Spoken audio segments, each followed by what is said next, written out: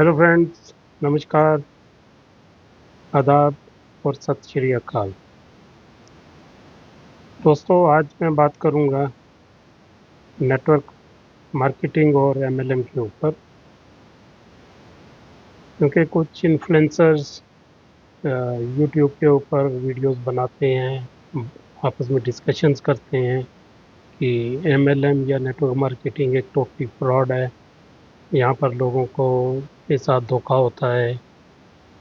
तो इसके बारे में मैं बात करूंगा और मैं रिक्वेस्ट करता हूँ उन सभी एमएलएम या नेटवर्क मार्केटिंग के जो लोग कि इस वीडियो को लास्ट तक ज़रूर देखें, क्योंकि इसमें काफ़ी कुछ मैं बात करने वाला हूँ जो आपको अपने नेटवर्क मार्केटिंग बिजनेस में काम आ सकती है। अगर कोई डिमोटिवेट करने के लिए कुछ आपको बात करता है तो उसका जवाब आप दे सकते हैं। तो इसलिए इसको एंड तक ज़रूर देखिए और अगर हो सके तो इसको अपने टीम्स में या अपने ग्रुप्स में शेयर भी कीजिए, सो दैट ये मैक्सिमम लोगों तक पहुंचे। और जो नेटवर्क मार्केटिंग का जो एक बिजनेस है, कोई भी कंपनी हो, किसी भी कंपनी के साथ आप काम कर रहे हैं, तो उसको एक जो डिस्ट्रीब्यूटर्स हैं उसके, उनको थोड़ा सा नॉलेज मिल सके। तो दोस्तों, जो ये जो इन्फ्लुएंसर्स की मैं बात कर रहा हूँ, वैसे तो लोग वर्ड हेटर्स यूज़ करते हैं, मैं हेटर्स यूज़ नहीं करूँगा। ये लोग जो हैं, ये इनको मैं क्रिटिक्स बोलता हूँ। क्रिटिसाइज करना इनका काम है। अगर इनको कोई चीज़ अच्छी नहीं लगी, अगर इनके साथ कोई बैड एक्सपीरियंस हुआ है, या इनका जो नॉलेज ही इतना है कि ये इसको क्रिटिसाइज करेंगे, तो दे आर मोस्ट वेलकम। तो लेकिन उसका जवाब भी तो हमें देना पड़ेगा ना, कि अगर वो जो बातें पॉइंट्स रखते हैं उसको भी हम एनालाइज करें। सबसे पहली बात जो होती है कि ये जो हर एक एमएलएम या नेटवर्क मार्केटिंग कंपनी है, उसको ये लोग पोंजी स्कीम बोलते हैं। तो पहले बात करते हैं कि ये पोंजी वर्ड कहाँ से आया है, ये पोंजी स्कीम होती क्या है।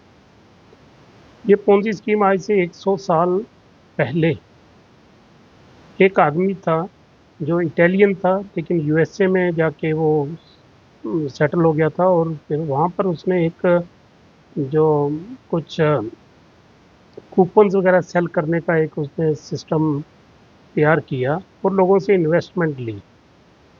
इन्वेस्टमेंट लेके उसने लोगों को वो रिटर्न देता था, 45 डेज में 50% रिटर्न, और 100 डेज में 90 डेज में 100% रिटर्न की वो प्रॉमिस करता था। लेकिन मिलता लोगों को कुछ भी नहीं था, सिर्फ वो लोगों से इन्वेस्टमेंट लेता था और इन रिटर्न उनको कुछ भी नहीं देता था। और उस आदमी का नाम था चार्ल्स पोंजी। तो उसकी जो वो स्कीम थी ना, वो मशहूर होगी एज ए पोंजी स्कीम। उस आदमी के नाम पर पोंजी स्कीम मशहूर हो गया। तो जैसे आज आप कोई भी घर में वॉशिंग पाउडर यूज करते हैं तो उसको मैक्सिमम लोग सर्फ बोलते हैं, क्योंकि सर्फ जो सबसे पहले यहाँ पर वॉशिंग पाउडर के रूप में लोगों में काफ़ी पॉपुलर था। तो आज क्या है कि हर वॉशिंग पाउडर को लोग सर्फ ही बोलना शुरू हो गए। तो ऐसे ही कि जो भी ये ऐसा सिस्टम कोई आता था, तो उसको लोगों ने पोंजी स्कीम बोलना स्टार्ट कर दिया। तो पोंजी स्कीम वो स्कीम्स हैं जिसमें अगर आप पैसा देते हो तो आपको रिटर्न में कुछ नहीं मिलता, सिर्फ आपको पैसा ही प्रॉमिस किया जाता है कि इतना पैसा मिलेगा, या पैसा मिलता भी है, आपको रिटर्न मिलते भी हैं।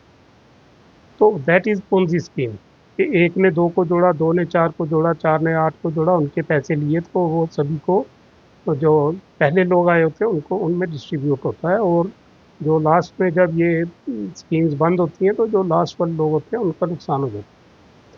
लेकिन जो नेटवर्क मार्केटिंग या एमएलएम है उसमें ऐसा नहीं होता है। आज तक मुझे बताइए कि कोई भी कंपनी जिसने नेटवर्क मार्केटिंग स्टार्ट की हो आज से 20 साल पहले इंडिया में, चाहे वो इंडियन कंपनी थी या कोई एमएनसी थी, क्या वो बंद हुई आज तक? नहीं हुई। क्यों? उनका जो प्रोडक्ट है वही उनका बेस है। प्रोडक्ट मूव करता है तो उसी के सिर के ऊपर लोगों को पैसा देते हैं। उसी प्रोडक्ट में मार्जिन होते हैं, वो लोगों को पैसा उसके हिसाब से, उनके परफॉर्मेंस के हिसाब से उनको पैसा मिलता है। ऐसा नहीं है कि आपने दो लोगों को जोड़ा तो आपको एक आदमी का 1,000 रुपया, दूसरे का 1,000 रुपया मिल गया, ऐसा नहीं होता। वो उनके जो प्रोडक्ट का सेल होता है उसकी वॉल्यूम के ऊपर आपको पैसा मिलता है। तो इसलिए कोई भी नेटवर्क मार्केटिंग या एमएलएम कॉन्सेप्ट जो प्रोडक्ट बेस्ड है वो पोंजी स्कीम में नहीं आता है। ये थोड़ा सा क्लैरिफाई करना जरूरी है। दूसरा वर्ड ये यूज करते हैं कि पिरामिड स्कीम्स, लेकिन ये कभी एक्सप्लेन नहीं करते कि पिरामिड और पोंजी से इनका मतलब क्या है। दोनों का शेप तो एक ही है ना।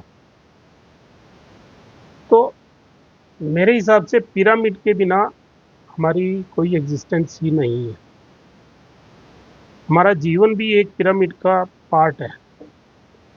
अगर हमारे दादा परदादा, उनके दादा परदादा नहीं होते तो क्या आज हम होते?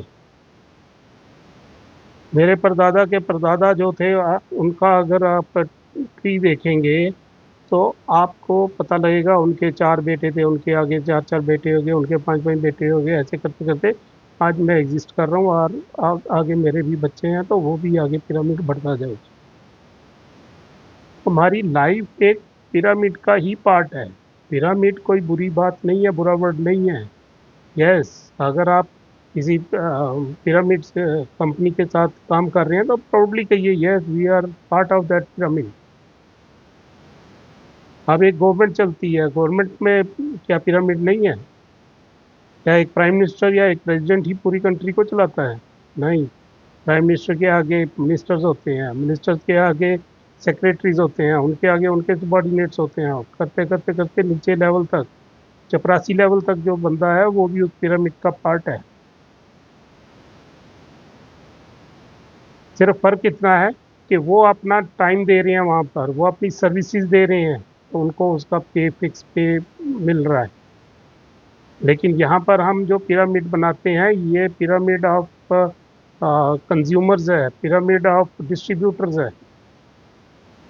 तो इसमें हर कोई पिरामिड में जो है वो उतना ही इम्पोर्टेंट है जितना टॉप पे बैठा बंदा है। जो ट्रेडिशनल बिजनेस है आप उसको ले लीजिए, क्या वो पिरामिड नहीं है? एक मैन्युफैक्चरर होता है, क्या वो पूरे इंडिया में वही सामान बेचता है? क्या वो पिरामिड नहीं बनाता है? क्या वो एक नेशनल डिस्ट्रीब्यूटर अपॉइंट नहीं करता? उसके आगे आगे हर स्टेट में उसके मास्टर फ्रेंचाइजीज नहीं होते हैं? फिर उसके आगे होलसेलर्स होते हैं, होलसेलर्स के आगे डिस्ट्रीब्यूटर्स होते हैं, डिस्ट्रीब्यूटर के आगे रिटेलर्स होते हैं। क्या वो पिरामिड नहीं है? क्या रतन टाटा ने पूरे इंडिया में खुद अकेले जाके अपना स्टील का या प्रोडक्ट या जो नमक है वो बेचा है? नहीं। उसने एक पिरामिड बनाया। सिर्फ फर्क इतना है कि उसका पिरामिड जो था वो पिरामिड ऑफ बिजनेसमैन था। हम लोग जो नेटवर्क मार्केटिंग या एमएलएम में जो पिरामिड बनता है वो पिरामिड ऑफ कंज्यूमर्स होता है। और वही कंज्यूमर जो है वो डिस्ट्रीब्यूटर भी होता है। उसको अथॉरिटी होती है कि वो आगे नए डिस्ट्रीब्यूटर या नए कंज्यूमर्स को भी अपने पिरामिड में जोड़ सके। तो इस करके फ्रेंड पिरामिड को आप एक्सेप्ट कीजिए कि we are part of a pyramid, we are part of a pyramid जो कि एक लोगों में प्रोडक्ट डिस्ट्रीब्यूट करता है। तो इसलिए ये कोई बड़ी बात नहीं है। अगर ये लोग पिरामिड बोलते हैं तो इनको ये देखना चाहिए कि पिरामिड में वो उनकी अपनी लाइफ, क्या वो अपना आगे पिरामिड खत्म कर देंगे? क्या वो शादी नहीं करेंगे? क्या अगर उनके शादी हो चुकी है क्या वो बच्चों की शादी नहीं करेंगे? क्योंकि पिरामिड का पार्ट वो उनको अच्छा नहीं लगता है, वो पिरामिड का पार्ट नहीं बनना चाहते हैं। तो इसलिए इन बातों से घबराना नहीं होता है। नेटवर्क मार्केटिंग मुझे भरोसा है, एमएलएम जो है ये किसी भी आदमी की लाइफ चेंज कर सकता है। लेकिन शर्त है कि आपको टर्म्स एंड कंडीशंस को फॉलो करना पड़ता है, आपको डिसिप्लिन में काम करना पड़ता है, आपको कंपनी की ट्रेनिंग्स को अटेंड करना पड़ता है, पहले सीखना पड़ता है, फिर आप आगे जाके लोगों से बात कर सकते हैं। मैं देखता हूँ लोग रात को अगर रजिस्टर होते हैं किसी कंपनी में, अगर तो वो किसी फूड सप्लीमेंट कंपनी में होते हैं, तो सुबह वो झोला लेके चल पड़ते हैं लोगों को प्रोडक्ट सेल करने के लिए कि ये आपकी ये बीमारी ठीक हो जाएगी, वो बीमारी ठीक है। ऐसा नहीं होता है भैया। इन चीज़ों से बाहर निकलो, पहले प्रोडक्ट्स को सीखो, पहले प्रोडक्ट्स को फील करो, प्रोडक्ट्स को यूज करके उसके बाद प्रोडक्ट्स का पूरा कंप्लीट नॉलेज लो, अपना बिजनेस प्लान का कंप्लीट नॉलेज लो, उसके बाद लोगों से बात करो। और एक ट्रेडिशनल मार्केट में जब दुकान कोई खुलती है तो क्या वो पहले दिन से प्रॉफिट में होता है? नहीं। लाखों रुपया लगा के भी वो 3 साल से 5 साल उसको एक पूजा करनी पड़ती है, फिर जाके वो प्रॉफिट में आता है। इसी तरह आपका नेटवर्क मार्केटिंग या एमएलएम बिजनेस जो है, उसमें आपको 3 से 5 साल मिनिमम देने ही हैं। उसमें के दौरान आपको सीखना भी है, सिखाना भी है, और उस सीखने सिखाने में आपको इनकम भी होगी। ऐसा नहीं कि 3 4 साल 5 साल आपको विदाउट इनकम काम करना है, नो। थोड़ी होगी, थोड़ी करते करते बढ़ते बढ़ते वो बढ़ेगी। तो आप अगर नेटवर्क मार्केटिंग में आ रहे हैं तो ये मान के चलिए कि 3 से 5 साल आपको काम करना है। आज लोग बीएससी, एमएससी, पीएचडी करके एक लोअर डिग्निटी के काम को एक्सेप्ट कर रहे हैं क्योंकि उनके पास काम नहीं है, उनको सोर्स ऑफ इनकम नहीं है। तो एमएलएम या नेटवर्क मार्केटिंग बिजनेस जो है ना, ये उनका उनके लिए एक बड़ा अच्छा सोर्स ऑफ इनकम बन सकता है। वो कोई भी आदमी जो भी काम कर रहा है उसके साथ में अगर वो डेली अपने वक्त में से 1 घंटा निकाल के या 2 घंटे या 3 घंटे पार्ट टाइम इसको स्टार्ट करता है, तो वो एक अच्छी इनकम भी ले सकता है। तो इसलिए नेटवर्क मार्केटिंग कोई गलत चीज़ नहीं है। ये प्रोपेगेंडा जो है, ये हो सकता है कुछ जो बड़े बड़े बिजनेस हाउसेज हों उनके द्वारा स्पॉन्सर किया जाता हो। आज एक हमारे जो मैं नाम नहीं लूँगा, बाबा जी हैं, वो एलोपैथी के खिलाफ कितना बोल रहे हैं। उनका मानना है कि अगर एलोपैथी चलेगी तो उनका अपना धंधा नहीं चलेगा। इसलिए किसी को क्रिटिसाइज करना ज़रूरी है, डॉक्टर्स को क्रिटिसाइज करना उनके लिए ज़रूरी है अपना प्रोडक्ट बेचने के लिए। एलोपैथी को क्रिटिसाइज करना उनको अपने आयुर्वेदिक प्रोडक्ट्स को बेचने के लिए। तो इस तरह ये जो इन्फ्लुएंसर्स होते हैं, जो क्रिटिक्स होते हैं, इनके पीछे भी हो सकता है कुछ बिग बिजनेस हाउसेज हों जिनको प्रोडक्ट की मूवमेंट थ्रू एमएलएम या नेटवर्क मार्केटिंग भी इफेक्ट डाल रही है उनके बिजनेस पे। तो बहुत कुछ हो सकता है होने में। फिर इनका एक पॉइंट होता है कि कुछ लोग ही पैसा कमाते हैं। यस, मैं भी मानता हूँ 2 से 5% लोग ही कमाते हैं। क्यों? ये वो लोग होते हैं जो कमिटेड होते हैं, जो ट्रेनिंग लेते हैं, जो सिस्टम को फॉलो करते हैं। और ट्रेनिंग के बगैर एक आईएएस ऑफिसर अगर पास होके निकलता है, वो एग्ज़ाम पास कर लेता है,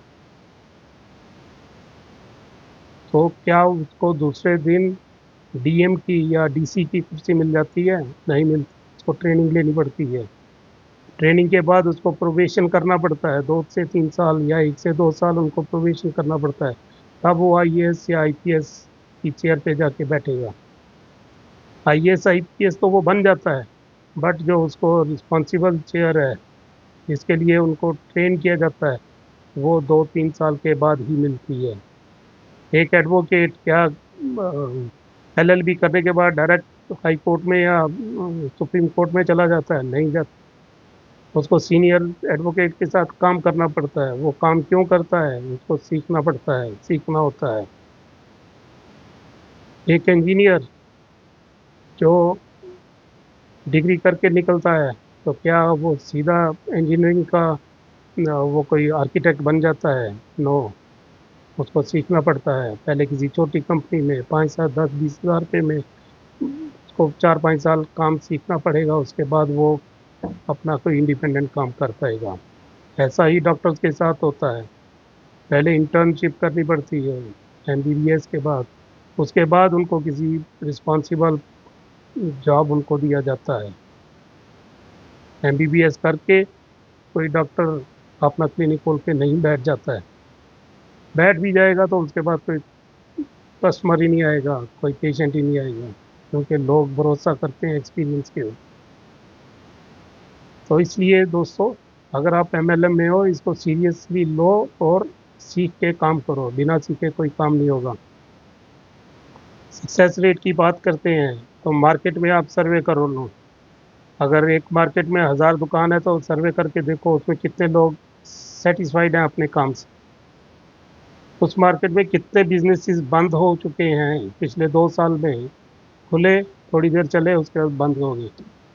दोस्तों, वहां पर लाखों रुपया लगा कर भी लोगों को 5-5 साल के लिए वेट करना पड़ता है, तब जाके उनको इनकम मिलना शुरू होती है।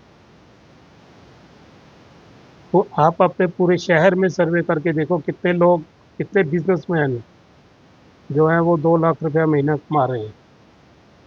हार्डली 2 से 4-5% ही होंगे जो 2 लाख रुपया महीना कमाते हैं। ये सिर्फ एमएलएम में नहीं, नेटवर्क मार्केटिंग में नहीं, ये ट्रेडिशनल बिजनेस में भी यही हिसाब है। वहां पर भी बहुत कम लोग पैसा कमाते हैं। हर जूते बनाने वाला पैसा कमा नहीं कमाता है इक्वली, या हर जूते की दुकान जो शोरूम है वो सभी बराबर पैसा नहीं कमाते। कोई कम कमाता है, कोई ज़्यादा कमाता है। वो डिपेंड करता है उसकी मार्केटिंग स्ट्रेटजी क्या है, उसका कस्टमर रिटेंशन का स्ट्रेटजी क्या है, कस्टमर को कैसे दोबारा लाना है, उसका अपना बिहेवियर कस्टमर के साथ कैसा है। बिजनेस उसके ऊपर डिपेंड करता है। सिर्फ पैसा लगाने से इनकम नहीं होती, सिर्फ पैसा लगाने से बिजनेस नहीं होता है। तो इस तरह ये बातें आप माइंड में रख के चलिए कि आपका बिहेवियर डिपेंड करता है आपको कितनी इनकम होगी। आपका जो वे ऑफ टॉकिंग है वो आपको बिजनेस दिलाएगी, ना कि आप लोगों के पीछे भागना शुरू कर दो, दिन रात एक कर दो। ऐसे आपको नेटवर्क मार्केटिंग में आप थक हार के एक दिन बैठ जाओगे और फिर कंपनी को कोसोगे। और आपका कंपनी को कोसना ही जो क्रिटिक्स हैं उनको मसाला देता है कि ये एमएलएम है ही गलत है। तो काफ़ी बातें हो गई हैं। तो आप इसको ज़रा नज़र में रख के, जो मेरे क्रिटिक भाई हैं, वो इन चीज़ों को नज़र में रखो। ऐसा नहीं है कि जो टॉप पे बैठा है वही पैसा कमाता है। जो बहुत नीचे लोग काम करते हैं वो भी टॉप वाले से ज़्यादा पैसे कमाते हैं। काफ़ी सारी कंपनीज में ऐसा भी होता है। तो इसलिए ये इसको आप आ, ठीक है, किसी कंपनी ने गलत किया है, किसी कंपनी के डिस्ट्रीब्यूटर ने गलत किया है। मैंने अगर किसी को 5 लाख रुपया बोला कि आप इस कंपनी में ये इनका प्रोडक्ट ले लो, 5 लाख रुपए लगा लो, घर में रख लो, आपको महीने में इतनी इनकम, तो वो मेरी गलती है, कंपनी की या सिस्टम की गलती नहीं है। वो मैंने सिस्टम को फॉलो नहीं किया है। कोई भी कंपनी है आपको ये बात नहीं बोलती कि आप लोगों से पैसा इन्वेस्ट करवाओ और उनके घर में प्रोडक्ट डंप कर दो।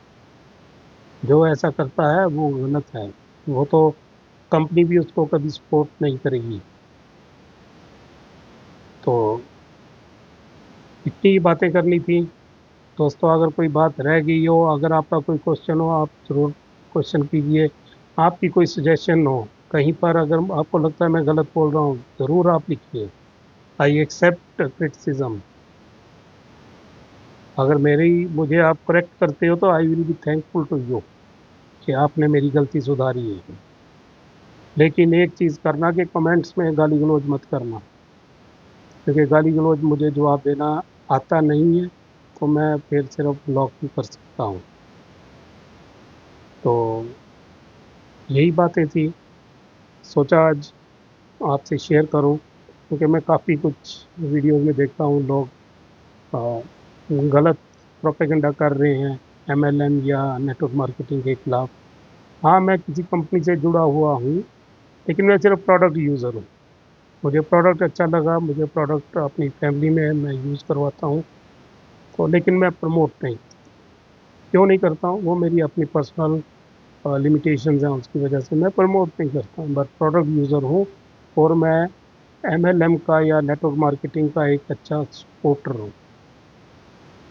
मुझे आई बिलीव कि ये नेटवर्क मार्केटिंग यूथ को एक अच्छा अवसर प्रदान करती है कि वो अपनी लाइफ को एक अच्छा डायरेक्शन दे सके। लेकिन उसके लिए कमिटमेंट ज़रूरी है, उसके लिए आपका लर्निंग एंड ट्रेनिंग ज़रूरी है, सेल्फ लर्निंग ज़रूरी है। तो जो वो कर लेगा उसको आगे कोई प्रॉब्लम नहीं आएगी। फिर हाँ, लास्ट में एक बात, ये कहते हैं कि इनके प्रोडक्ट्स महंगे होते हैं। हाँ भाई, ज़रूर, क्वालिटी का प्रोडक्ट लोगे वो महंगा होगा। अगर आप एक शू लेते हो, वो आपको 500, 1000, 1200 में भी मिलता है, 10,000 में भी मिलना है। अगर आप 10,000 का पहन रहे हो तो क्यों पहन रहे हो? आप 500 या 1000 का क्यों नहीं पहनते? वहां पर क्या आपको ऑब्जेक्शन नहीं आता? ट्रेडिशनल मार्केट की बात कर रहा हूँ, क्या आपको महंगा नहीं लगता? लगता है। लेकिन आप क्वालिटी देखते हो कि अगर ये महंगा है तो क्वालिटी भी है। कोई भी इतना बेवकूफ़ नहीं होता है कि वो घटिया क्वालिटी का माल महंगे दाम में खरीदे।